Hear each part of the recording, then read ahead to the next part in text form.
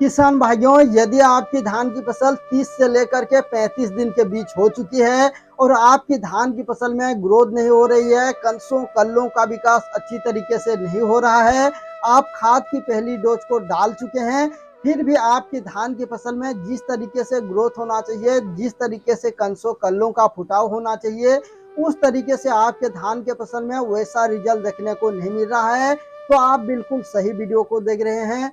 क्योंकि आज आप लोगों को एक ऐसा बेस्ट फार्मूला बताने वाला हूँ, कुछ ऐसे बेहतरीन खादें बताने वाला हूँ, जिसे यदि आप इस्तेमाल कर लेंगे तो जो आपकी धान की फसल है ये मात्र 10 दिन में पूरी तरीके से बदल जाएगी और एक पौधे से लगभग 40 से 45 कण से कल्लों का फुटाव देखने को मिलेगा। तो किसान भाइयों, पूरा जानकारी के लिए वीडियो पर अंत तक जरूर बने रहें। जानकारी पसंद आए तो वीडियो को ज्यादा से ज्यादा लाइक कीजिए और अपने दोस्तों और अपने किसान भाइयों के साथ शेयर कीजिए, जिससे कि उनको भी लाभ मिल सके। साथ ही साथ चैनल पर नए आए हैं तो आप लोगों से एक छोटा सा रिक्वेस्ट है, अभी सब्सक्राइब करके बेल वाले घंटे को जरूर दबा दीजिए, क्योंकि हम खेती से संबंधित इसी तरह के नए नए जानकारी लाते रहते हैं। तो किसान भाइयों, चलिए शुरू करते हैं। किसान भाइयों, यदि आपकी धान की फसल 30 से लेकर के 35 दिन के बीच या 45 दिन के बीच हो चुकी है और इस समय यदि आप खाद की पहली डोज को भी डाल चुके हैं, फिर भी आपके धान के फसल में कुछ अच्छा खासा ग्रोथ नहीं है, कंसों कल्लों का फुटाव नहीं हो रहा है, तो आप समझ जाइए कि आपके धान के फसल में कुछ न कुछ कमी यहाँ पर जरूर है। सबसे पहले तो आपको अपने धान के फसल में अपने प्लांट पर जो मिट्टी की पीएच मान है इसे नाप लेना है। यदि आपके मिट्टी में पीएच मान लेवल में है तो इस समय आपको कुछ और जरूरत है, कुछ और चीजों को देखना चाहिए। जैसे कि यहाँ पर आपको एक पौधे को खींच करके आपको जड़ों को चेक करना चाहिए कि जड़ों में जो लाल केचुआ जैसा कीड़ा का अटैक है, अगर लाल केचुआ जैसा कीड़ा का अटैक होता है तो भी आपकी जो धान की फसल है इसकी ग्रोथ पूरी तरीके से रुक जाती है। इसके अलावा यदि आपके धान के फसल पर कीटों का अटैक है, जैसे तना छेदक का अटैक है और फंगस जनित बीमारियों का अटैक है, तो इस समय भी आपके धान की फसल में जो ग्रोथ है ये रुक जाती है। इसके अलावा यदि आप खाद की पहली डोज को डाल चुके हैं और सही समय पर सही मात्रा में सही खाद एवं उर्वरक को सही माइक्रो न्यूट्रिएंट को नहीं डाले हैं, तो इससे भी जो आपकी धान की फसल पर जो आपकी धान की फसल है ये कहीं कहीं दब जाती है, कहीं कहीं कम ग्रोथ देखने को मिलती है।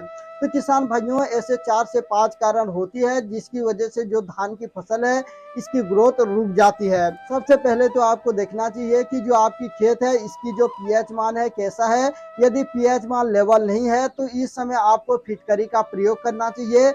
आपको प्रति 1 एकड़ के लिए लगभग 2 से 3 किलोग्राम फिटकरी लेना है और इसे बारीक पीस करके चूर्ण बना लें और यूरिया के साथ मिला करके खेत पर छिड़काव कर दें, या जहां से आप सिंचाई करते हैं, जहां से आप बोर की जो पानी होता है उसे छोड़ते हैं, तो उस जगह पर इसे कपड़े में बांध करके रख दें, जिससे कि ये पानी में धीरे धीरे घुल करके पूरे खेत में फैल जाएगा। इससे ये फायदा होगा कि जो फिटकरी है ये एंटीबायोटिक होता है, एंटीबैक्टीरियल होता है, साथ ही साथ ये मिट्टी की पीएच मान को लेवल में लाता है।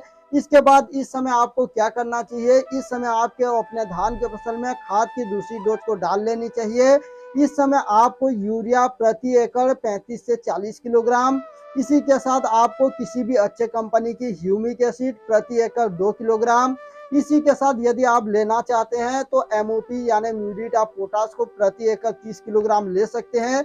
यह ऑप्शनल है यदि आप लेना चाहते हैं। और इस आपको क्या करना चाहिए कि जो सरसों की खली होता है इसे आपको प्रति एकड़ 15 किलोग्राम लेना है और 1.5 किलोग्राम गुड़ लेना है। गुड़ को पहले एक रात आपको भिगो करके रख देना है। इसके बाद जब आप इसमें खाद की पहली डोज को देना चाहते हैं तो जो सरसों की खली होता है और गुड़ होता है इन दोनों को अच्छी तरीके से मिला लें।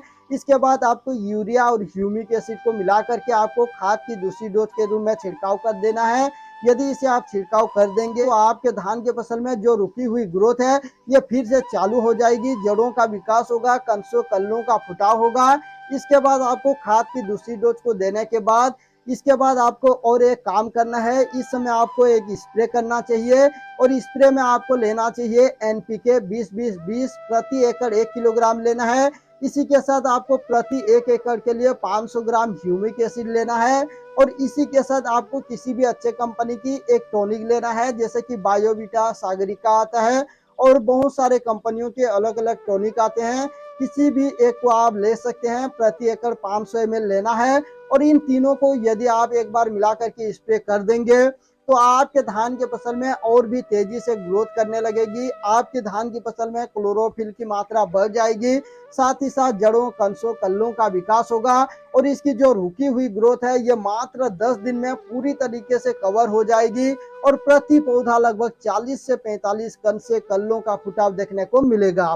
किसान भाइयों, ये मेरा खुद का किया गया प्रैक्टिकल है। यदि आप इसे एक बार करके देख लेंगे तो आपको भी पता चल जाएगा कि इसका जो रिजल्ट है 100% देखने को मिलता है।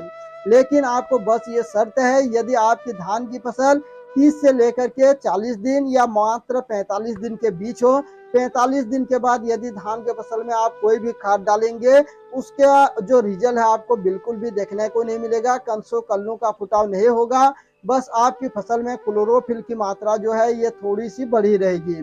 तो किसान भाइयों ध्यान रखें, आपको दूसरी खाद जो डालना है, पहली खाद डालने के बाद 15 से 20 दिन के बाद आपको दूसरी खाद डालनी चाहिए और 40 दिन के बाद आपको अपने धान के फसल में खाद को नहीं डालनी चाहिए।